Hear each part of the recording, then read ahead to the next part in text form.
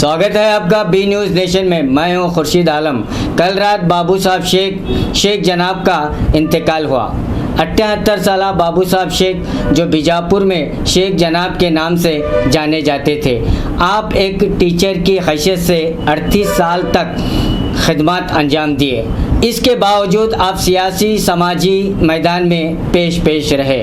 Teacher association के आप अध्यक्ष भी रह चुके हैं और इसके अलावा रिटायरमेंट के बाद आपने कानून की डिग्री हासिल करके वकालत भी की। आज शाम 4 बजे नमाज जनाजा अताउल्लाह चौक में पढ़ाई जाएगी और तदफीन हजरत अब्दुल हमीद दरगाह कब्रिस्तान में होगी। ವಿಜಯಪುರ ನಗರದ ಹೆಸರಾಂತ ವ್ಯಕ್ತಿತ್ವವನ್ನು ಬೆಳೆಸಿಕೊಂಡವರು, ಶಿಕ್ಷಣ ಕ್ಷೇತ್ರದಲ್ಲಿ ಸಾವಿರಾರು ಬಳಗವನ್ನು ಕಟ್ಟಿಕೊಂಡು ವೃತ್ತಿ ಜೀವನವನ್ನು ಮಾಡಿದವರು, ಶೇಖ್ ಜನಾಬ್ ಎಂದೇ ಪ್ರಖ್ಯಾತರಾದಂಥವರು ಬಾಬು ಸಾಹೇಬ್ ಶೇಖ್ ಮಾಸ್ತರ್ ಅವರು.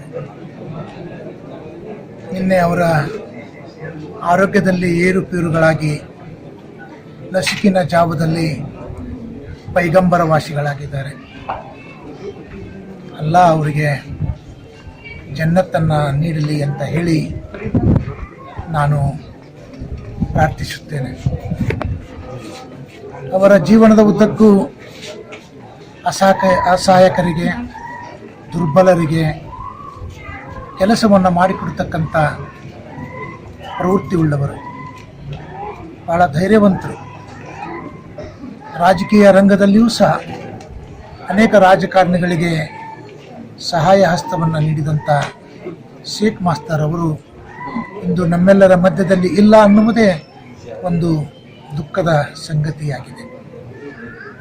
ಶಿಕ್ಷಕರ ಸಂಘದ ಅಧ್ಯಕ್ಷರಾಗಿ, ಶಿಕ್ಷಕ ಸಹಕಾರಿ ಸಂಘದ ಮುಖ್ಯಸ್ಥರಾಗಿ ಕೆಲಸವನ್ನು ನಿರ್ವಹಿಸಿದವರು.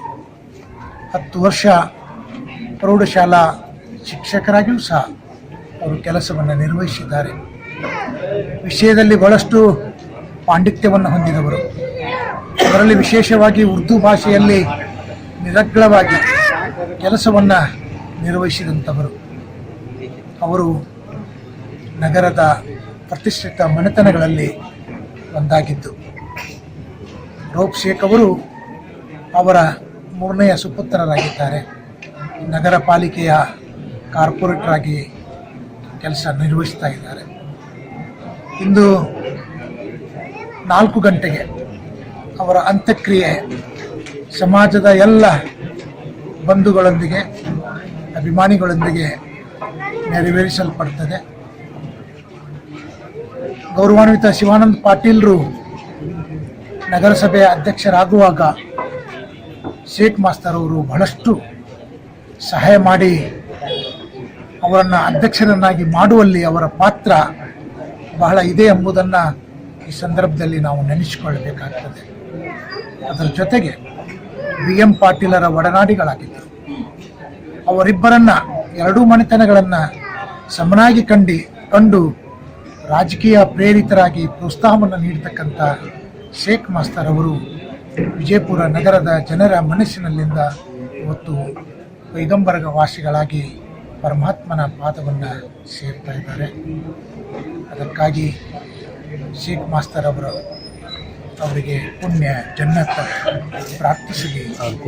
ಅವರ ಕುಟುಂಬದ ಸದಸ್ಯರು ಈ ಅಗಲಿಕೆಯ ದುಃಖವನ್ನು ಆ ಪರಮಾತ್ಮ ಈಶ್ವರ ಅಲ್ಲಾ ಭರಿಸಲಿ, ಅವರಲ್ಲಿ ಶಕ್ತಿ ತುಂಬಲಿ ಅಂತ ಹೇಳಿ ನಾನು ಅಲ್ಲಾಹನಲ್ಲಿ ಪ್ರಾರ್ಥಿಸುತ್ತೇನೆ. बीजापुर का बोली गुंबद पूरी दुनिया में मशहूर है, उसी तरह हमारे शेख जनाब भी जो है, हमारे जनाब भी बीजापुर में बोली गुंबद की तरह ही मशहूर थे। और हम दुआ करते हैं कि अल्लाह ताला इन तमाम अहले खाना को सब्र तहम्मुल अता करे। एक बड़ी शख्सियत को हमने खोया है, बीजापुर की एक अजीम शख्सियत को हमने खोया है। हम तमाम लोगों से दरख्वास्त करते हैं कि जनाब के हक़ में दुआ करें।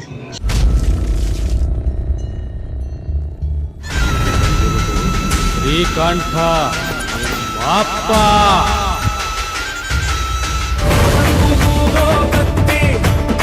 ಬಂತು ಬೆನ್ನ ಹತ್ತಿ ಅವಿತು